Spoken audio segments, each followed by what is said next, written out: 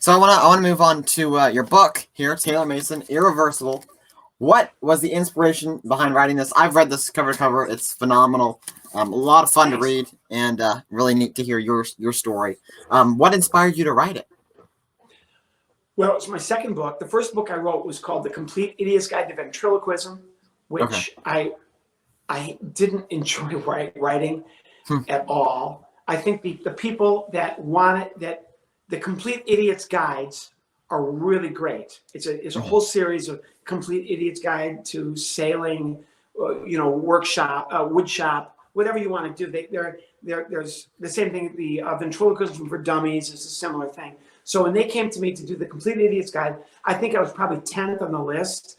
And they talked to 9 other people. They probably wanted somebody of note, but everybody's busy. And they finally got down to me. And it was one of those deals where I got paid up front. So if you buy the book on my recommendation, now I'm not promoting anything because I don't get paid. I got an upfront fee. So, but it was my first book. It was a lot of work, and I had 2 editors bugging me all the time. But it gave me an idea of how to write a book, how to beginning, middle, and end, how to put it all together. And the whole time I'm writing, I was thinking, gosh, I'm going to write my own book. I'm going to write my own book. And I talked to the editors, and they said, oh yeah, if you want to write, we had to churn this thing out, that first book, in a matter of like 6 or 8 months. And I cranked it out. It was a ton of work. Yeah. Got it done. Got my check. It sold like crazy. Still sells. Thank you. And then I started my second book. So that came out in 2011. And the book that you just, Irreversible, took me 7 years to write. It was supposed to be a 2-year deal.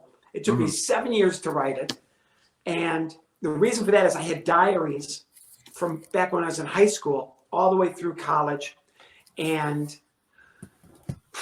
it was a labor of love. Went through 2 different editors and 2 different publishing companies. Finally got it published last year. It's gotten a lot of great reviews. I'm so glad you love it. Everybody's enjoyed it. It's gotten about 20 good reviews on Goodreads. It's got a bunch of good reviews on Amazon, Barnes & Noble, Google Play. It's $3 for the ebook.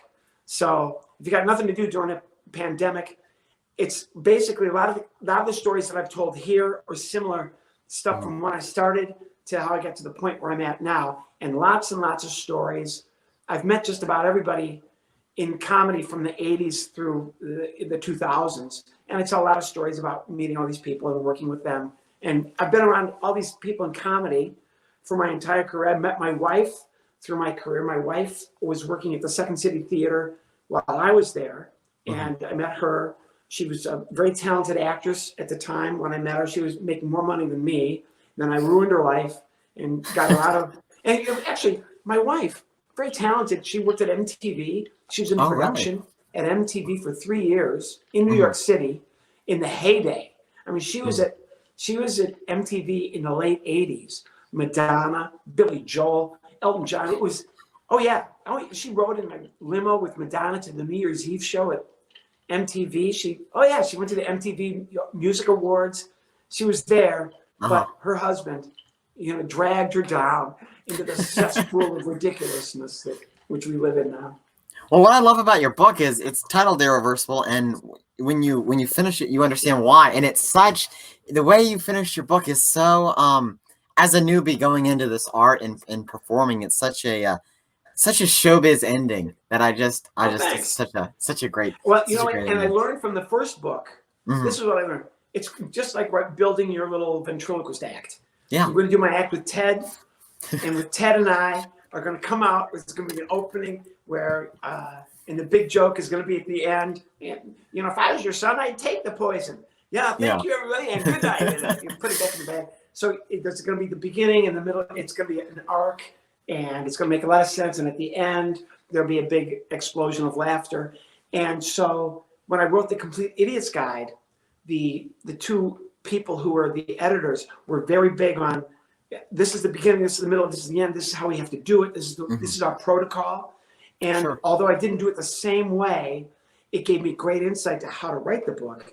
And so with Irreversible, I had come up with the title.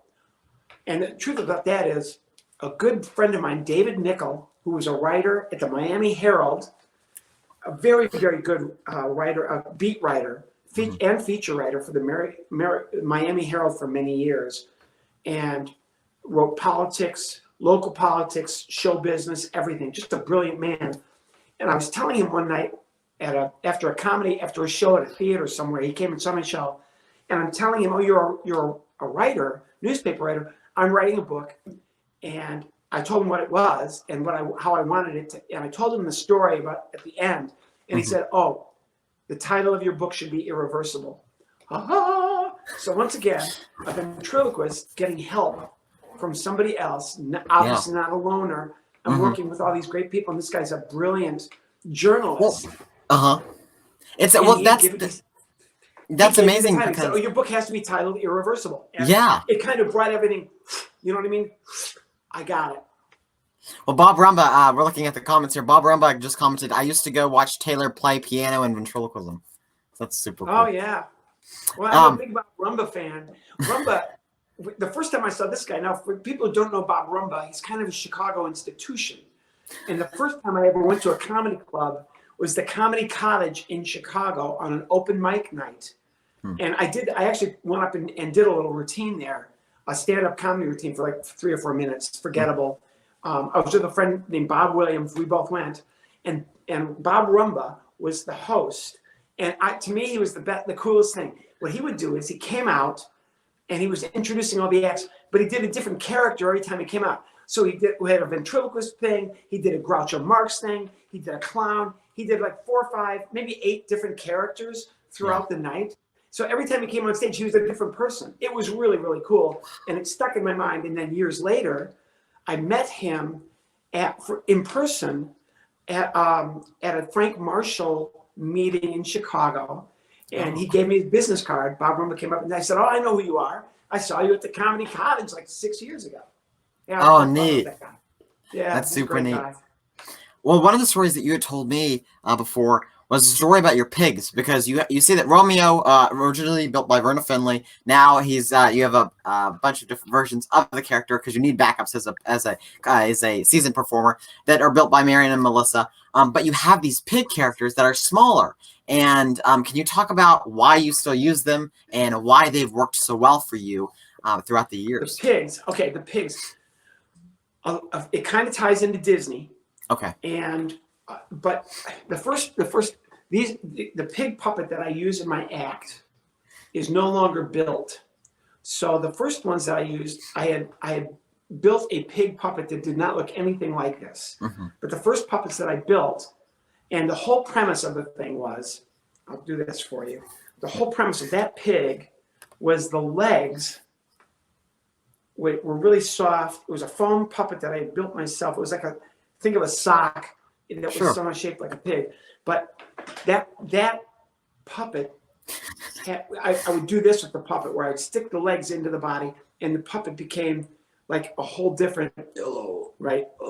Okay. So that was the premise of it. It was an idea that I had in comedy clubs to do because somebody had told me, I think a comedy club owner had said, you should get the audience involved with your puppets. So the idea was to have the puppet would lean down towards somebody. Are you okay? I'm good. I want to meet her. You want to meet her? Okay. And I would pull his leg, and she would pull okay. She would scream, and everybody would cheer. And then I would give it to another person. They would pull the leg out, and that was the whole bit. Then I start working with a guy named Bill Gaither. Voila. We're on a program. Move over here so everybody can see. Okay. All right. Oh, muchas gracias por invitarme a tu programa. Okay. No more Spanish, okay? Esta es la mejor entrevista que he hecho. No. We're not speaking any Spanish. We're going to speak English, okay? Okay, señor. All right. So this is Paco. And when I went on the road with Bill Gaither and the Homecoming Artist, thank you, Jesus, yes, a very, very Christian-based gospel tour playing arenas. Playing big basketball arenas. And Bill Gaither, out of everything that I did, loved the pig puppets.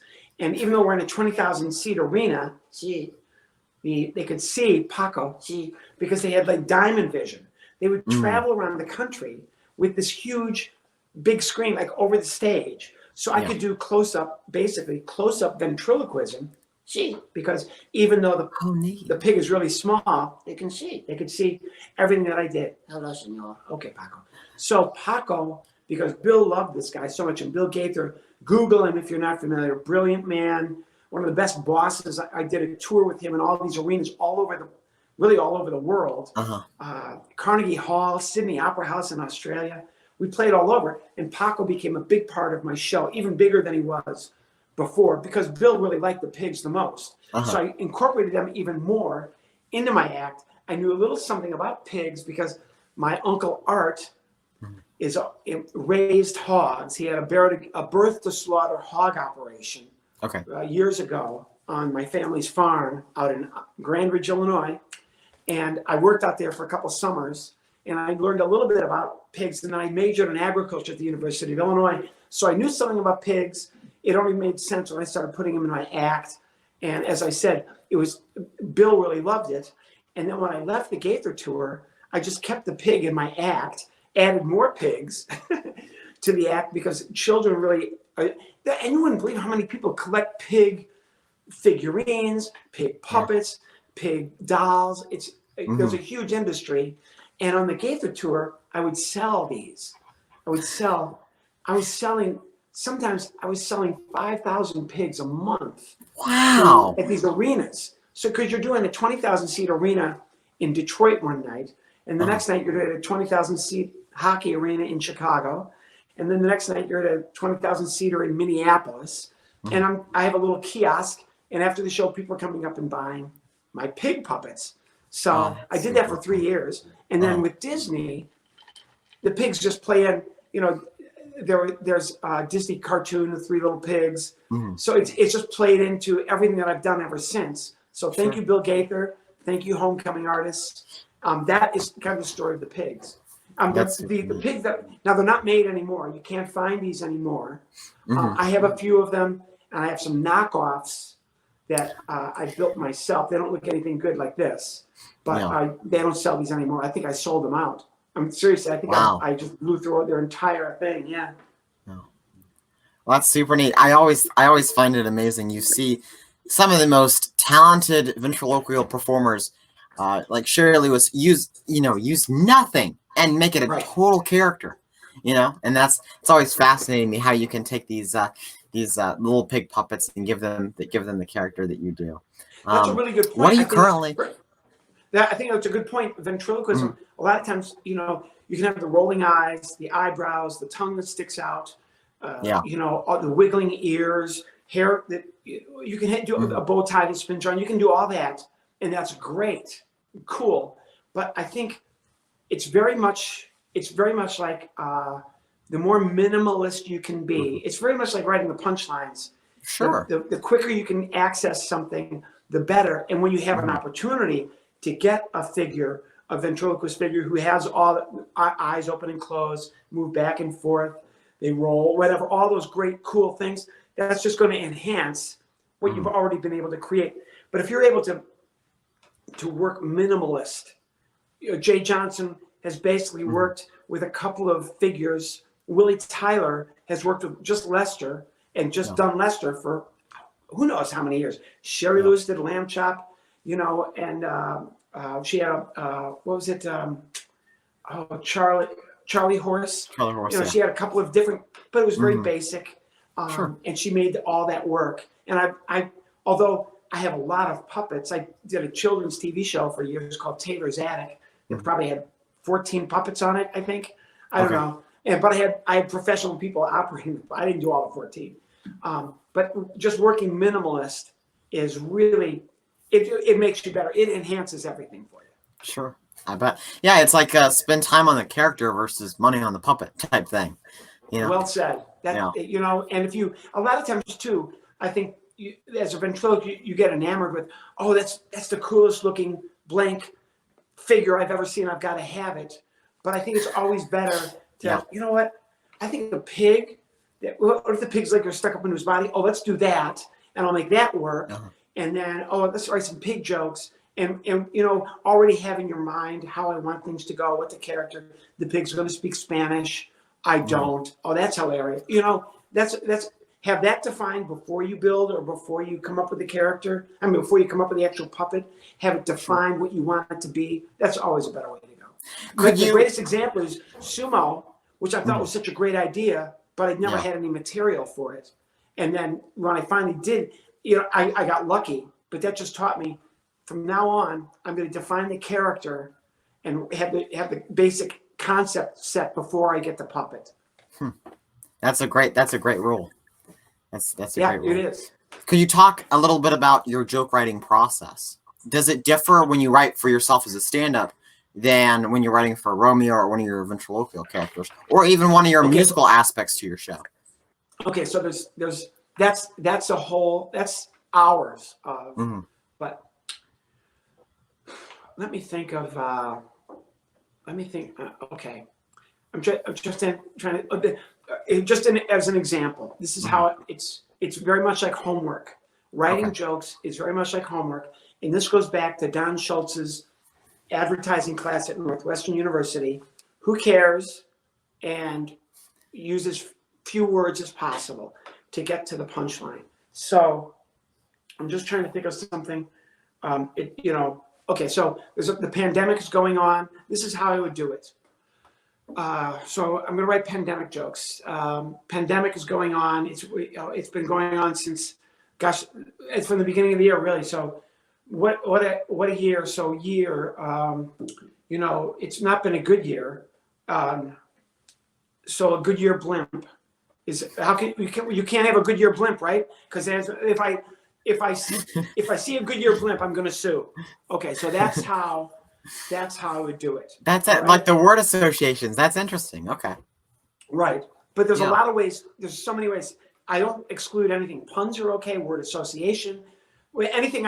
But I'll just start with the seed of an idea, and then I'll just keep trying to associate words with it until I can make something funny. And then if it doesn't work, I don't put it in my act. If it does work, I try to. The CPR thing is a great example. It probably, when it started, the whole CPR joke started as a Joe Biden joke. I'm a CPR dummy. You're a CPR dummy. Yeah, one guy was weird. What do you mean he was weird? Rubbing my hair, rubbing my shoulders. It was weird. Who would rub your hair on your shoulders? Joe Biden. Okay, so that, but you can't keep going because he might become president, and then so you don't want to be. But I love the idea of Romeo being a CPR dummy. So that's become like the routine that I did for you earlier. I just and then I just keep writing until I try to come up with 3 punchlines per concept, and then 9 punchlines. It can be like a little hunk, and 18 punchlines, which is like a short set, okay? And then to do a 5-minute monologue, you're going to probably need somewhere in that 18 to 21 range of punchlines to do. Yeah. And what I'll do is I'll come up with a concept. If it doesn't work for me as a stand-up, give it to Romeo or the pig or the penguin, whatever the puppet is. If that doesn't work, maybe it'll work as a song. Okay, so I used all the skills that I have to try and figure out a way to find something that's funny. And you're always trying to keep your act going and improving and different and have new material. And so that's a challenge as well. But as a ventriloquist, comedian, musician, that's my job. So it's homework, and I don't like doing the homework, but I do love it when it works. Sure. It's that process of how many hours you put into it versus how much gold you're able to pan out with on stage. Yeah, that's exactly, and it never ends either. It's never ending. I have notes all over the house, in my office actually, of just, oh yeah, I remember this. I was working on this. I'm working right now on this musical thing of my piano. I started with a piano, and it was electric Casio, and I once killed an audience with and I've been working on this routine for, I want it to be like this big theatrical thing. And since the pandemic has started, I've kind of got it figured out now, how it's going to work. And the piano, You know, I hit it against a Harley Davidson motorcycle. The Harley howled in pain. My piano howled in joy. You know, and I'm going to do this whole thing. But I have all these notes, and I'll look through these notes. Oh, I haven't done that since I was probably 25 years old. I'm going to put that in my act now because I've got time. Yeah. Wow, that's phenomenal. So are you working on anything right now? Because you know. Yeah, I'm working on that's a great example. I'm working on that thing. I can't wait to get it out on video. I've been doing every week. I've been doing a new video. Okay. I call it Live from Taylor Mason headquarters. I didn't get to do this last Monday. Would have been number 10. I couldn't do it because, believe it or not, I've been busy. I got all these jobs. I've been working. I've done virtual shows. Okay. For 4 or 5 different companies. I did it for a family, the Stud family. Thank you, Mike and Mrs. Stud, and their kids, Kyle and Cora. Yesterday, I did a thing for my friend Miss Banks in Las Vegas is a kindergarten teacher, and I did a show for her kids. The day before, I had another thing. I'm busy. I'm doing all these. Tomorrow, I'm doing a program for Eric Friend and some parents and their kids at school.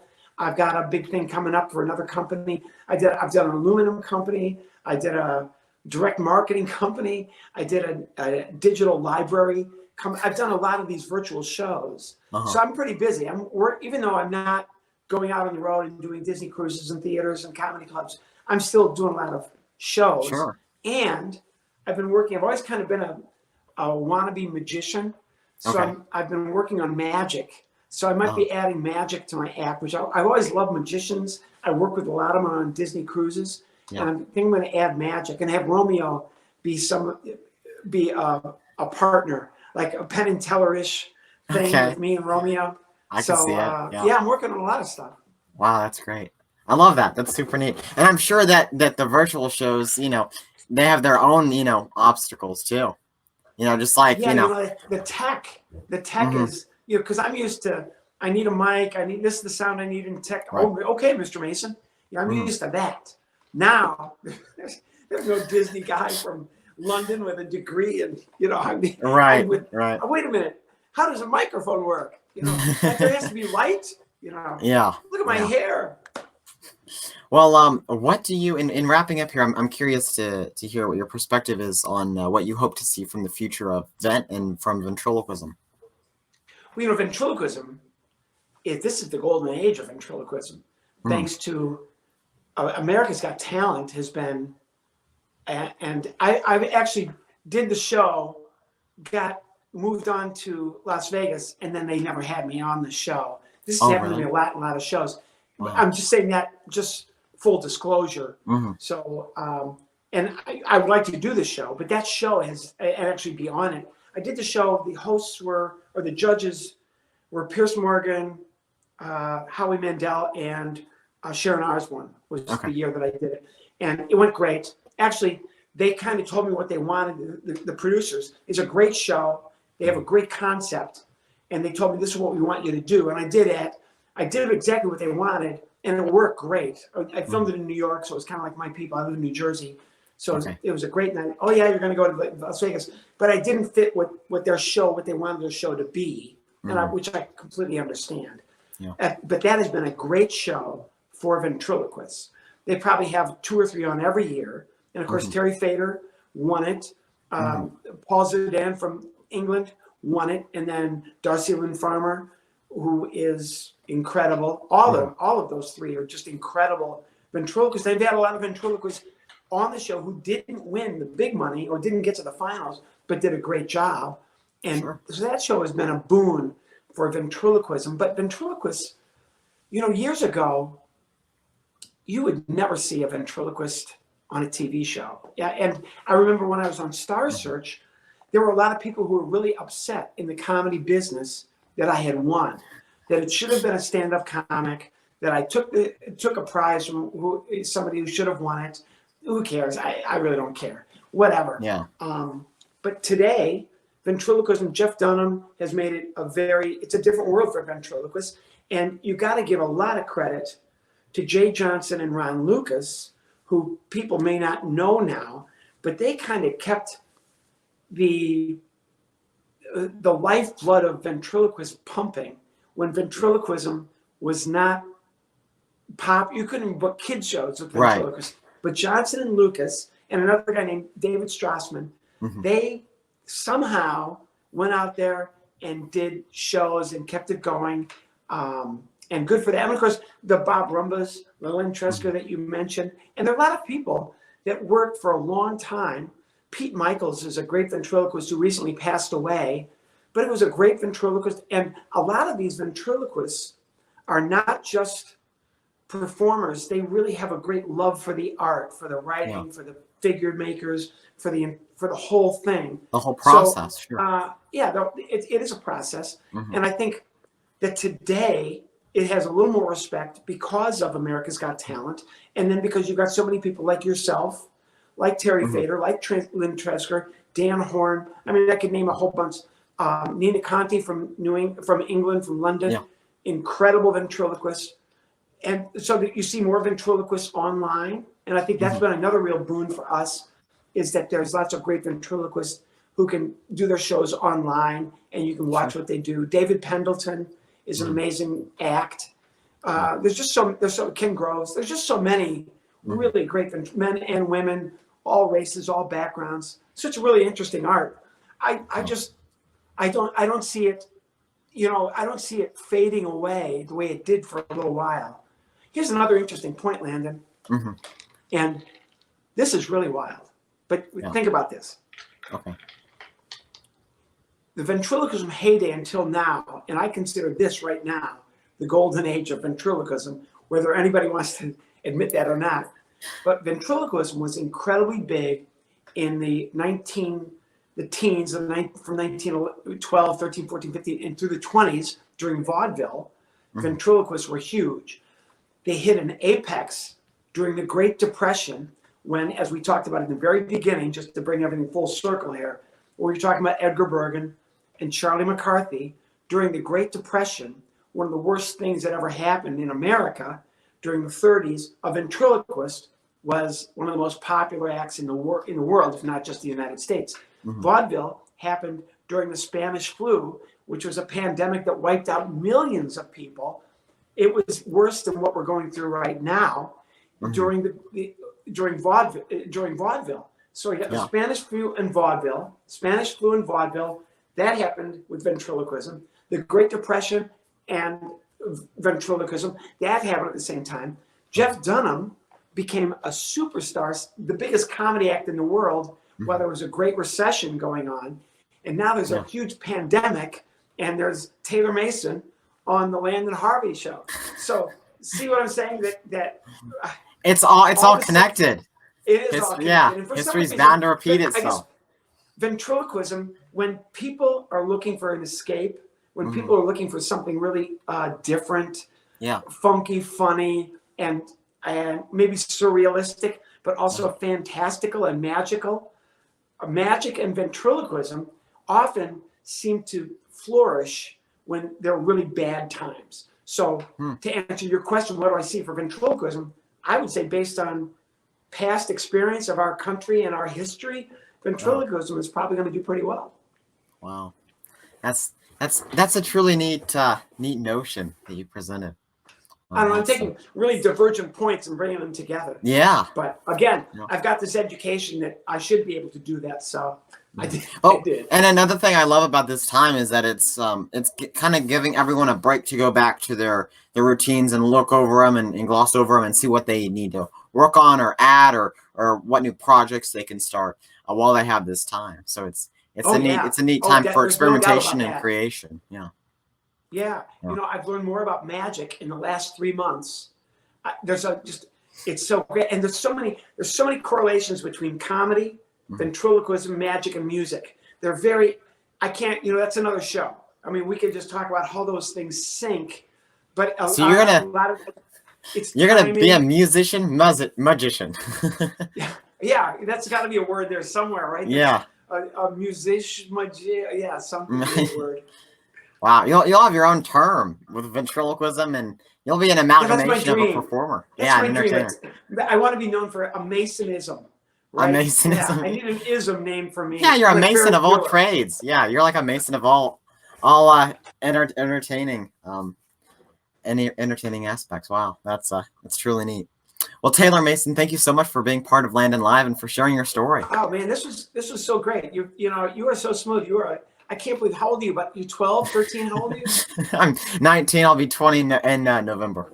My gosh, you're great. You are just thank you. Really great. Thank you very much for having me on. Your questions were incredible, and I'm not an easy interview because I just go off.